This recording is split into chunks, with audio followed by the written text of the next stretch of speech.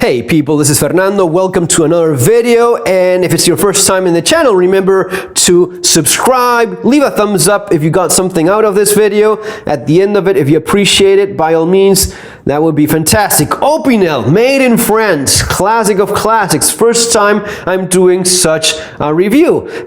Company started in 1890. I was just checking out Joseph Opinel started making knives at the age of 18, and that's where all of this started. So well over 100 years making knives, classic knives. 115 million of these made, according to the website. Anyway, you cannot get more classic than an Opinel knife. It's a piece of wood, steel, and this little ring that works as a safety mechanism that is actually quite efficient. Works this way: you open it up in a very classic nail notch and you twist this piece of metal, and very clever. I think this has been improved over the years. You see how you have somewhat of a ramp there? So this means it can go all the way up until you get a very solid lock on the blade. Now, I haven't seen any torture test. I don't even care much about that, especially for a knife like this. But I can tell you that giving this ring of metal that you have there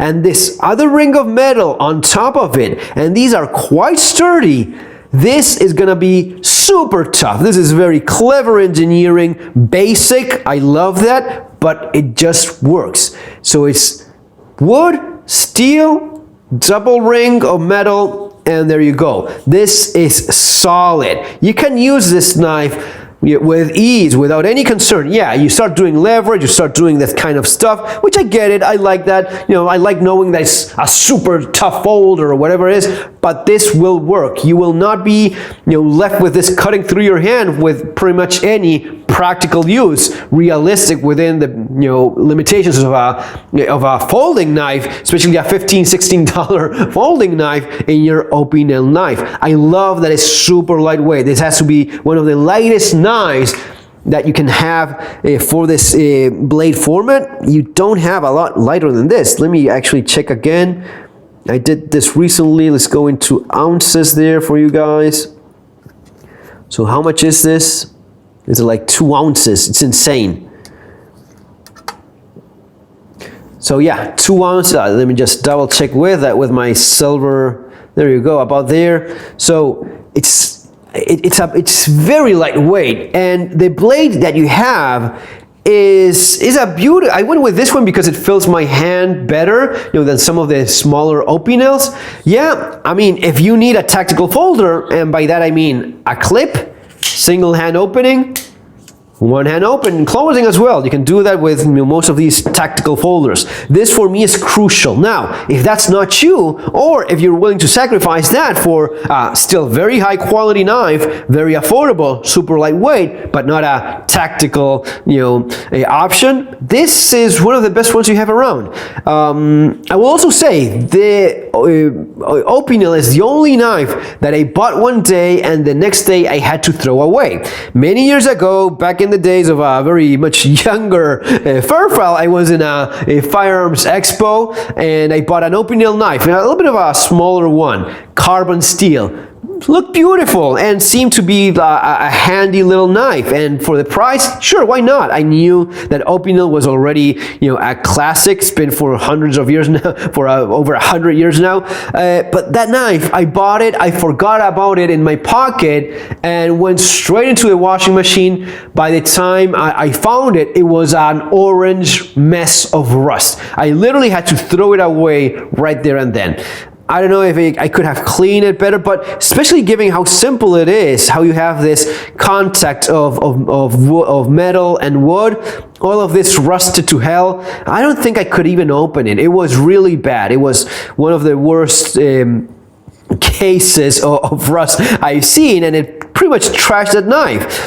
Usually when you have larger carbon steel blades, you can somewhat fix a little bit of rust here and there, or even a lot of rust, especially in a fixed blade. But when you have a folding knife like that, all of that mess in there, that's gonna be a pretty bad deal. Now you also have the alternative of going like I went this time with a stainless steel blade. This is 12C27 Sandvik steel, Swedish steel, same one used by Mora. fantastic stainless steel, you forget about problems with rust. And I think that's a clever idea, especially for this kind of form factor. The handle is quite comfortable. You see it's a little bit thicker here where you have your longer fingers wrapping nicely, at least for my hand. This works very well. A little bit of a sharp end there, and you can just, sand it a little bit if that's something that you're going to be using this for a lot of actual work, which you can, as long as you use that locking mechanism.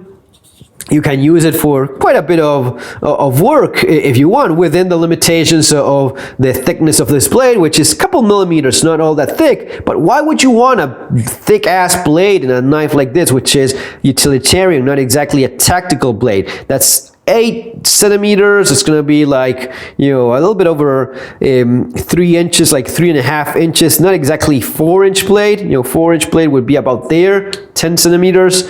So yeah, about a 3.5-inch blade, which is still very decent for like a picnic blade, or cutting some vegetation, or even for your for your bushcrafting. If you're a bushcrafty type of person and you want a folding knife, this is the knife for a bushcrafter type of guy, not something you're going to be torture testing. And if you want a super sturdy bushcraft fixed blade, it's going to be something different. But for something very lightweight, solid, nice blade shape, it's also interesting.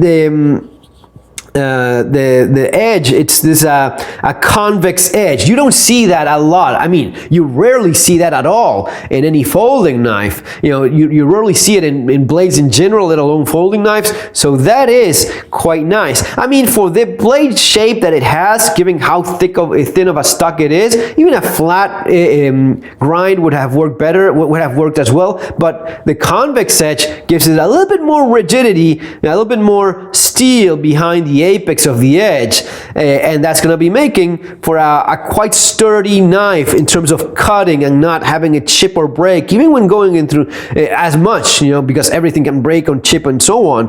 But the steel, the grind that it has, this convex edge that you have there, it's going to be making for a pretty functional knife. Now, you would think that this is a clip point knife. No, incorrect. According to Opinel, it's inspired on the Yatagan style of blade. Swords, Yatagan swords, and the Yatagan French bayonets as well, that S-shaped blade. That's where it's supposedly coming from. For me, it looks like a very classic clip point, but it's true, it's very clippy. So I get where the Yatagan inspiration is coming from. I'm looking at it through a camera. It looks fantastic. This is a very practical blade geometry. Yeah, not for torture testing and bullshit like that. You want to get something different. If that's what you need and you're looking for a tactical blade, yeah, go with your cold steel Voyagers, something like this. Yeah, you can beat the crap out of this thing. This will cut.